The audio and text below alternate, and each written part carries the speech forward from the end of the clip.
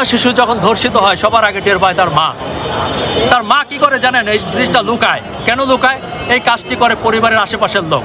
প্রবাসীরা যেসব দেশে থাকে ওইসব দেশে বসে প্রবাসীরা দেখে যে তাদের দেশে ধর্ষককে গলায় দড়ি দিয়া, ফাঁসি দিয়া, ক্রেনে করে পুরা শহর ঘুরাচ্ছে।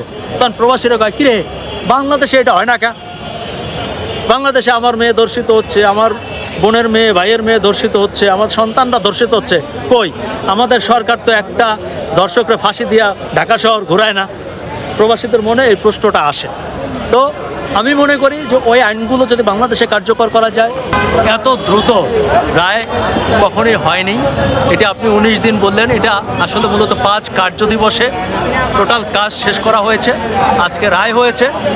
আমরা সরকারকে একটা চ্যালেঞ্জের মুখে পড়তে দেখেছি। রামিসার বাবা খুব কষ্ট পেয়ে যে কথাটি বলেছিলেন যে এই দেশে বিচার হয় না, আজকে নিশ্চয়ই রামিসার আত্মা শান্তি পাবে, রামিসার বাবা মায়েরা একটু মনে শান্তি হবে যে তারা যে একটা বিচারহীনতার কথা বলেছিল সেখান থেকে তাদের এই বক্তব্য থেকে সরে আসবেন এবং কৃতজ্ঞতা প্রকাশ করবেন সরকারের প্রতি। ইচ্ছা থাকলে অনেক কিছু করতে পারে, আজকে রাষ্ট্রটা দেখিয়ে দিয়েছে। আমাদের মাননীয় প্রধানমন্ত্রী বলেছিলেন 1 মাসের মধ্যে হবে, রায় 1 মাসের আগেই হয়েছে এবং খুব অল্প সময়ের মধ্যে আমরা রায় পেয়েছি। ইনশাল্লাহ খুব দ্রুততম, আমি যেটা শুনলাম যে আইনজীবীদের কাছে, যে এই রায় 1 থেকে 1.5 মাসের মধ্যে কার্যকর করা সম্ভব। আমার মনে হয় সরকার বাকিটুকু আন্তরিকতা দেখাবেন এবং এই রায় কার্যকর করবে। আপনি তো বিভিন্ন অপরাধ নিয়ে দীর্ঘ বছর যাবৎ সাংবাদিকতা করছেন, আমরা দেখছি সেখান থেকে অনেক হত্যা এবং ধর্ষণ এমন দেশে সংগঠিত হচ্ছে, সেটির বিচার কাজ আসলে এত দ্রুত হচ্ছে না বা এত আলোচিত হচ্ছে না। তো এই যে ভাইরাল হলেই সেই বিচার কাজ দ্রুত বা এটা নিয়ে আলোড়ন সৃষ্টি, এখান থেকে রাষ্ট্রের আসলে কি সিদ্ধান্ত নেওয়া উচিত বলে আপনি মনে করেন? এটা তো আমরা দেখলাম। এখন দেখবেন রাস্তাঘাটে যদি দুর্ঘটনা ঘটে, মানুষ কিন্তু তাকে বাঁচায় না, ভিডিও করে। একটা মানুষ পানিতে ডুবে মারা যাচ্ছে, 2 জন লোক দেখে তাকে পানি থেকে না বাঁচায় ভিডিও করে। কারণ আমরা একটা বাজে সংস্কৃতির দিকে চলে গেছি, ভাইরালের সংস্কৃতি, যার ফলে হয় কি যে মানুষকে না বাঁচিয়ে আমরা ওই যে ছবি তোলা, ভিডিও করায় ব্যস্ত থাকি। এটার পক্ষে যুক্তি দাঁড়িয়েছে। কারণ কি, যে এটা না করলে তো বিচার হয় না। আজকে রামিসার ঘটনাটি আলোচিত হয়েছে, ভাইরাল হয়েছে, আমরা কথা বলেছি, আপনারা কথা বলেছেন, সরকার গুরুত্বের সাথে নিয়েছে, চ্যালেঞ্জ হিসাবে নিয়েছে, রায় দিয়েছে। আপনাকে একটা জিনিস বলতে চাই, এই রামিসার মতো ঘটনা বাংলাদেশে প্রতিদিন 11টা ঘটে। বাংলাদেশে লাখ লাখ, হাজার হাজার না, লাখ লাখ শিশু নির্যাতিত হয়। প্রথমত কথা হচ্ছে এগুলোর কোনো খবরই আসে না। আমাদের দেশের মায়েরা মনে করে আমার মেয়ে সন্তানটা ধর্ষিত হয়েছে, এটি কাউকে বলা যাবে না, এটা লজ্জার কথা, এটা বললে আমার সন্তানের বিয়ে হবে না, আমার মেয়েটা সমাজে মুখ দেখাতে পারবে না। আমার যখন রাস্তা দিয়ে হাঁটবো মানুষ চিৎকার করে আমাকে দেখাই দিবে যে দেখো এর মেয়ে ধর্ষিত হয়েছিল, এর সাথে মেশা যাবে না, আশেপাশের মানুষ কথা বলবে না, ভাবিদের সাথে এটা নিয়ে গ্যাঞ্জাম হবে। এই কারণে আমাদের কোনো কিছু বিচার হয় না, চেপে যায় ঘটনা। অন্তত রামিসার ঘটনা সেটা চেপে যায়নি, আলোচনায় এসেছে, বিচার পেয়েছি। আমার মনে হয় সরকারের আন্তরিক হতে হবে এবং প্রত্যেকে যার যার জায়গা থেকে কথা বলতে হবে এবং তাহলেই এটার সমস্যা আস্তে আস্তে সমাধান করা সম্ভব হবে। সরকারকে বলছি আমি যে রামিসাকে নিজের সন্তান মনে করতে হবে। এরকম সারা বাংলাদেশে লাখ লাখ রামিসা আছে, সবাইকেই নিজের সন্তান মনে করে প্রত্যেকটার বিচার চাইতে হবে, বিচার করতে হবে এবং এই আন্তরিকতা দেখালে এটা সম্ভব। ভাইরাল হোক বা না হোক, নিউজ হোক বা না হোক, আমাদের আইন প্রয়োগকারী সংস্থাগুলো তো আছে, তারা কি করে? তারা সেটি খোঁজ নিয়ে বিচারের মুখোমুখি করবে। আর আপনাদেরকেও বলে রাখি, যারা মিডিয়াতে, সোশ্যাল মিডিয়াতে আছেন, আপনারাও এই বিষয়গুলো নিয়ে সচেতন থাকবেন। এগুলো আপনাদের নৈতিক দায়িত্ব, এই কথাগুলো বলার। আপনার বোনের কথা, আপনার সন্তানের কথা আপনি যদি না বলেন তাহলে বলবে কে? আমাদের যার যার অবস্থান থেকে যার যার দায়িত্ব পালন করতে হবে। আমার দায়িত্ব কথা বলার, আমি কথা বলছি। আপনাদের জায়গা থেকে আপনাদের বলা উচিত, প্রতিবাদ করা উচিত। আরে প্রতিবাদ করতে করতেই তো একদিন পরিবর্তন আসবে। আপনি যদি ঘরে বসে থাকেন তাহলে তো পরিবর্তন আসবে না। আপনি যদি খাটের মধ্যে বসে চিন্তা করেন পরিবর্তন আসে না কেন, আসবে। আর যদি সোশ্যাল মিডিয়াতে একটা স্ট্যাটাস দেন তাহলে হবে না। যে কোনো ব্যাপারে স্পষ্ট কথা বলতে হবে, রাজপথে নামতে হবে, বিচার চাইতে হবে, বিচার করতে বাধ্য করতে হবে। বিচার পাওয়া আমাদের অধিকার, নৈতিক অধিকার।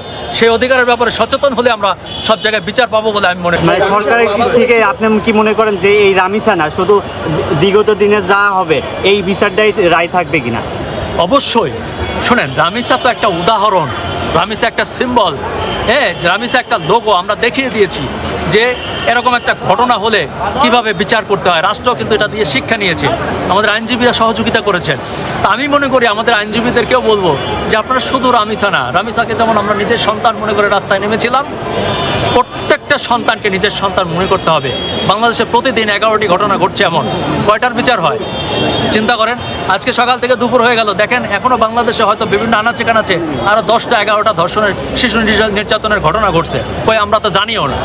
আমরা একজনকে নিয়ে চিৎকার চেঁচামেচি করতেছি, এটা করতেছি হোক, এটা একটা উদাহরণ হোক।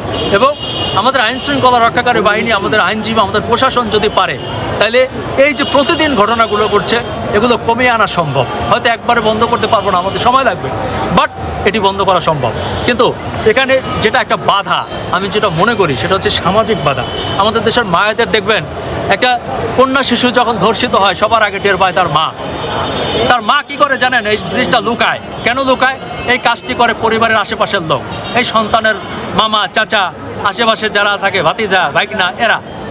তো মা চিন্তা করে কি যে আমি একটা বদনাম করলে এটা তো তাদের পরিবারই আসবে, তাই তারা চেপে যায়। আবার চিন্তা করে যে আমার মেয়েটা দেখতে সুন্দর, আমার মেয়েটাকে কিছুদিন পর বিয়ে দিতে হবে। আমি যদি মানুষে শোনে যে আমার মেয়েটা ধর্ষিত হয়েছে, আমি তো মেয়েটাকে বিয়ে দিতে পারবো। তো এই কারণে আমাদের মায়েরা এটি চেপে যায়, ফলে এরকম অপরাধ বাড়তেই থাকে এবং এটা ঠেকানো সম্ভব না। এই কারণে আমি বলবো এইসব মায়েদেরকে যে যার জায়গা থেকে সাবধান থাকবেন, প্রতিবাদী থাকবেন এবং অপরাধ সে যেই করুক, যত ক্ষমতাশালী হোক, তার বিরুদ্ধে রুখে দাঁড়ান, তাহলে আমরা বাঁচতে পারবো। না জানি কি হয়ে যায়।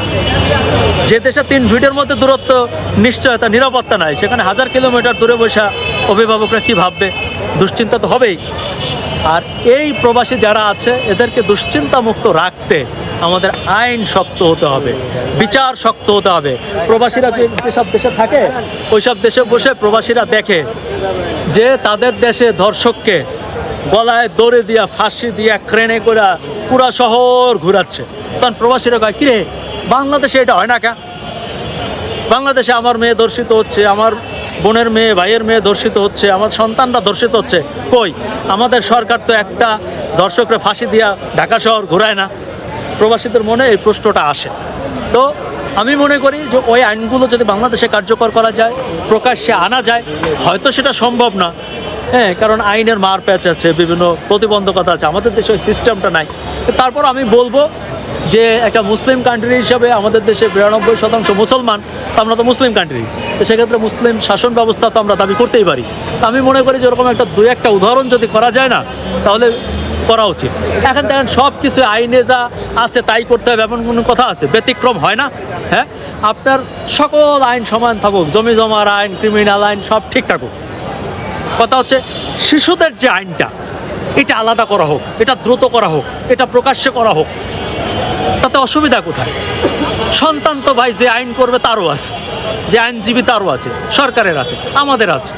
তো সন্তানের জায়গাটা চিন্তা করে আমি দেশের সকল নাগরিককে, সকল বাবাদেরকে অনুরোধ করব, সেই যে সকল বাবা বললাম, এর মধ্যে আইনজীবী বাবা আছে, পুলিশ বাবা আছে, এসপি বাবা আছে, ডিসি বাবা আছে, প্রধানমন্ত্রী বাবা আছে, সব বাবারাই তো আছে। সকল বাবাদেরকে বলবো যে আপনারা সন্তানদের ব্যাপারে একটা আলাদা আইন, একটা আলাদা প্রসিডিওর করেন, যেন দ্রুত সময়ের মধ্যে বিচার হয়, 1.5 মাসের মধ্যে কার্যকর।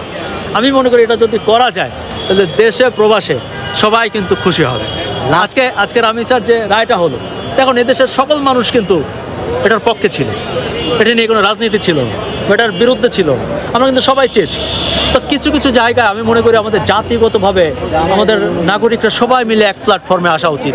যেমন আমাদের সন্তান, এখানে নো কম্প্রোমাইজ, এখানে নো দলাদলি, নো আপনি কতটা প্রভাবশালী দরকার নেই, আপনি কত পাওয়ারফুল দেখার দরকার নেই। অন্তত কিছু জায়গায় আমাদের সবার এক হওয়া উচিত, এটা আমি মনে করি। লাস্ট একটি প্রশ্ন,